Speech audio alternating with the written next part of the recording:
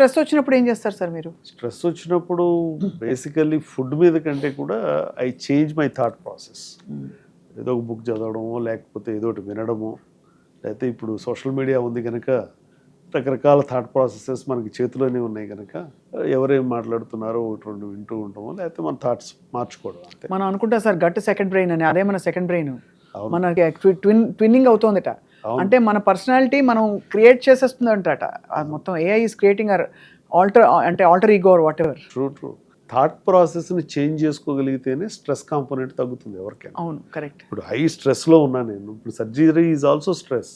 ఒకసారి స్ట్రెస్ ఇది చేసేసే ముందుగా అంటే ఏ ఆలోచన ఉండదు మాకు, కానీ చేసేసిన తర్వాత బాగా అలసిపోయినట్టు ఉంటే కనుక దాన్ని థాట్ ప్రాసెస్ చేంజ్ చేయడం కోసం అని చెప్పి జస్ట్ వి బ్రౌజ్. కానీ ఎక్కువసేపు దీన్ని ఇప్పుడు ఇది కూడా చాలా ప్రాబ్లం అయిపోతుంది. ఇప్పుడు రాత్రిపూట చాలామంది అప్పుడే న్యూస్ చూడటం కానీ, అప్పుడే బ్రౌజ్ చేయడం కానీ, రకరకాల ఛానల్స్లోకి వెళ్ళిపోతున్నారు. ఎంతసేపు మీరు స్క్రీన్ టైం పెట్టుకుంటే అంత ఇన్ఫ్రారెడ్ రేస్ డైరెక్ట్గా స్టిమ్యులేట్ చేస్తాయి. అవి మెలటోనిన్ తగ్గుతుంది.